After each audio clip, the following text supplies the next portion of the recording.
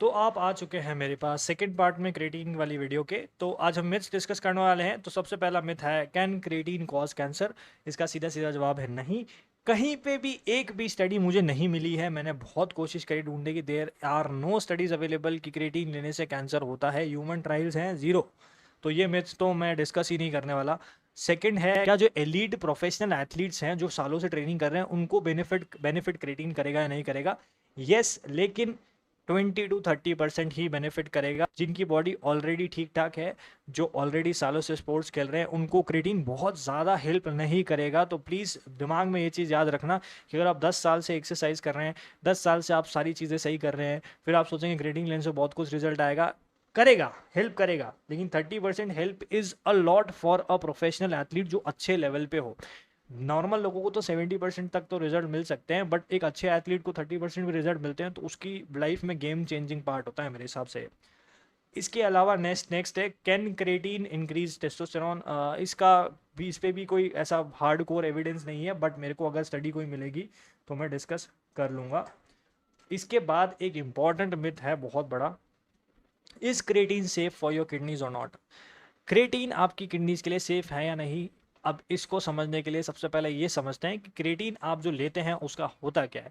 आप जब भी क्रिएटिन लेते हैं, इंजेस्ट करते हैं क्रिएटिन बाहर से, तो आपकी बॉडी फॉस्फोक्रिएटिन के रूप में उसको लेती है, जो कि मैं आपको वीडियो में ऑलरेडी बता चुका हूँ। अब फॉस्फोक्रिएटिन क्या होता है, आपकी बॉडी में से फॉस्फेट का मॉलिक्यूल तो यूज हो जाता है, एडिनोसाइन ट्राइफॉस्फेट को, कंप्लीट एडिनोसाइन डाइफॉस्फेट को फॉस्फेट का मॉलिक्यूल वहाँ मिल जाता है, और आपकी बॉडी क्या करती है, जो एक्स्ट्रा क्रिएटिन जो है वो आपकी बॉडी अनफिल्टर्ड अनचेंज्ड ऐसे ही पास करती है। तो क्या होता है कि आप जो एक्स्ट्रा क्रिएटिन ले रहे हैं ना बाहर से, तो फॉस्फोक्रिएटिन जो वहां से मिल रहा है उसमें से फॉस्फेट तो यूज हो रहा है एडिनोसाइन ट्राइफॉस्फेट बनाने में, लेकिन क्रिएटिन क्रिएटिन जो होता है वो अनचेंज्ड आपकी बॉडी से पास होता है और किडनी से निकलता है। अब क्या होता है कि आप क्रिएटिन जब बाहर से ले रहे हैं और आप एनिमल बेस्ड डाइट खा रहे हैं, एग्स खा रहे हैं, नॉनवेज खा रहे हैं, तो आपकी बॉडी में क्रिएटिन ऑलरेडी ज़्यादा आएगा। तो अब दिक्कत क्या होती है कि यूजुअली जो डॉक्टर्स चेक करते हैं क्रिएटिन कितना आपके ब्लड में आ रहा है, उससे पता लगाते हैं ज़्यादातर डॉक्टर्स कि आपकी किडनीज डैमेज है या नहीं। और सेकंड होता है 24 आवर यूरिन टेस्ट, जिसमें ऑलरेडी आपकी बॉडी क्रिएटिन एक्स्ट्रा निकाल रही होगी, क्योंकि फॉस्फेट तो आपका यूज़ हो रहा है और बाकी क्रिएटिन आपका बॉडी अनचेंज्ड ऐसे ही निकाल रही है। तो अब कंक्लूजन क्या बनता है कि यूजुअली मिस्टेक ये होती है लोगों को, जिनको किडनी पे, जिनको बैक में दर्द होता है, वो किडनी स्टोन का चेकअप कराने चले जाते हैं। इशू ये होता है कि आप ब्लड टेस्ट करवाएंगे तो आपके ब्लड में ऑलरेडी क्रिएटिन ज़्यादा मिलेगा, क्योंकि आप एक्सटर्नली ले रहे हैं और आपकी बॉडी फॉस्फेट तो यूज़ कर रही है लेकिन क्रिएटिन को ऐसे ही छोड़ रही है। तो एक तो ये दिक्कत आएगी, और यूरिन आप पास करेंगे तो एक्स्ट्रा जो क्रिएटिन आपकी ब्लड में है, ब्लड से निकल के पास होके किडनी के थ्रू निकल के ही आपको यूरिन में निकलेगा। तो आप ऑलरेडी क्रिएटिन ज़्यादा एक्सक्रीट कर रहे हो बॉडी से, तो आपका ब्लड टेस्ट में भी आप फेल हो गए। सेकेंड, आपका जो यूरिन टेस्ट है 24 आवर वाला, उसमें भी फेल हो गए। इसका मतलब ये नहीं है कि आपकी किडनी डैमेज हो चुकी है, इसका मतलब ये है कि आप क्रिएटिन सप्लीमेंट कर रहे हो, उसकी वजह से आपकी बॉडी में क्रिएटिन की मात्रा ज़्यादा आ रही है। तो ये जो है ना, ये बहुत बहुत बड़ा मिथ है कि क्रिएटिन लेने से किडनी खराब हो जाएगी। क्रिएटिन लेने से आपके ब्लड मार्कर्स जो हैं, जो टेस्ट हैं, और आपका जो यूरिन टेस्ट है, उसमें क्रिएटिन की मात्रा ज़्यादा आएगी।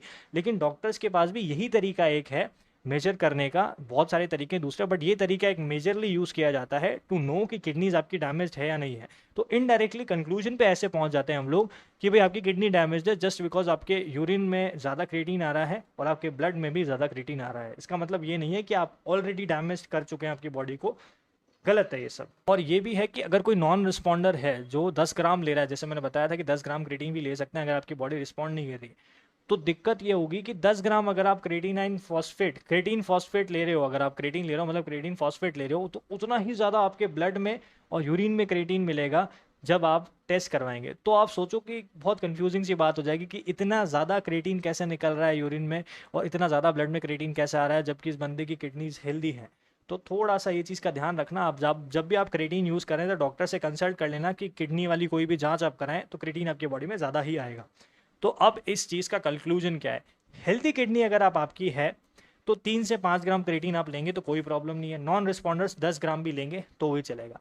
लेकिन आपकी किडनी अगर अनहेल्दी है तो इसके ऊपर अभी भी एक भी लॉन्ग टर्म आपके पास रिसर्च अवेलेबल नहीं है। तो bottom line in the and यही है कि जिनको किडनी डैमेज है उनको 3 से 5 ग्राम से ज़्यादा क्रेटीन नहीं लेना चाहिए, अगर आपको पता है कि आपकी किडनी डैमेज्ड है। लेकिन अगर आप हेल्दी हैं तो 10 ग्राम तक नॉन रिस्पॉन्डर्स ले सकते हैं। लॉन्ग टर्म कोई डैमेज्ड किडनी वाला इंसान अगर क्रेटीन यूज़ करता है हाई डोजेज पे, तो उसकी बॉडी में क्या इश्यूज होंगे, ऐसी कोई रिसर्च पेपर अभी तक अवेलेबल नहीं है। पर शॉर्ट टर्म में यही देखा गया है कि 3 से 5 ग्राम से ज़्यादा लेने से आपको किडनी में इश्यूज और ज़्यादा बढ़ सकते हैं। लेकिन अगर आपको इश्यूज नहीं है तो कोई भी प्रॉब्लम नहीं है, 10 ग्राम तक भी अगर आप नॉन रिस्पॉन्डर हैं तो ले सकते हैं।